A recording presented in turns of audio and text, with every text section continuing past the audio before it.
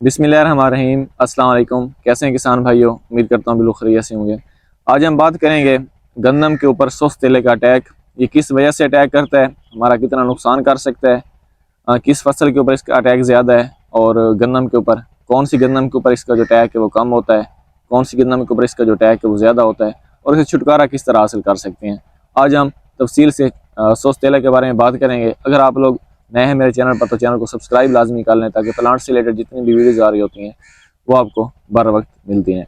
तो सबसे पहले हमारे लिए ये जानना ज़रूरी है कि सुस्त तेला कितना नुकसान कर सकता है, कौन सा नुकसान कर सकता है और ये किस वजह से हमारी फसल के ऊपर अटैक करता है।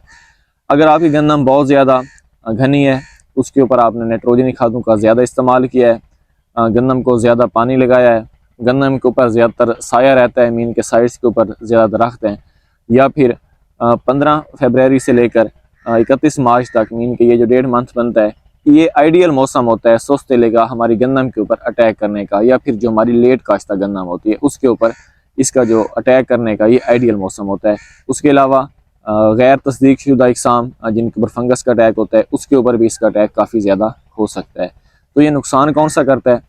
सुस्त तेला जो है ये हमारी गंदम के ऊपर बहुत ज़्यादा तादाद में मौजूद होता है और ये हमारी जो गंदम के सिट्टा होता है या फिर पत्ते होते हैं उसका ये रस चूसता है। जिस टाइम ये रस चूसता है तो हमारी गंदम की जो गजाइत होती है वो कम होना शुरू हो जाती है। जो हमारे सिट्टा ने दाने को खुराक देनी होती है, खुराक हमारे दाने को कम मिलती है, इसकी वजह से हमारा जो दाना होता है वो छोटा रह जाता है, पिचका सा रह जाता है, जिसकी वजह से जो हमारी गंदम की प्रोडक्शन है पर एकड़ उसमें काफ़ी ज़्यादा कमी वाक़ई हो सकती है। एक अंदाजे के मुताबिक कम अज़ कम अगर हमारी फसल के 1 एकड़ के ऊपर मुकम्मल तौर पर इसका अटैक हो जाए तो ये 34 से 35% जो हमारी प्रोडक्शन है इसमें कमी ला सकता है। तो अब इसको कंट्रोल किस तरह कर सकते हैं? अगर आपकी फसल के इर्द गिर्द कोई ऐसी फसल है जहाँ पर दोस्त कीड़ों का बसेरा है, मिसाल के तौर पर अगर आपने राय या फिर कनोला या सरसों वगैरह लगाई हुई है तो वहाँ पर जो दोस्त कीड़े होते हैं काफ़ी ज़्यादा तादाद में मौजूद होते हैं। तो अगर ये टुकनी की सूरत में है तो वहाँ तो ये आराम से इसको वो खा जाते हैं, इनकी ये खुराक बन जाती है। एक नुकसान मैं आपको और बताना भूल गया, सुस्त तेले की वजह से दूसरी वायरस भी इसके हमारी गंदम के ऊपर आ सकती है। मीन के फंगस का अटैक भी काफ़ी ज़्यादा आ सकता है, जिसकी वजह से हमारे जो सिट्टे हैं उसका रंग काला भी हो सकता है।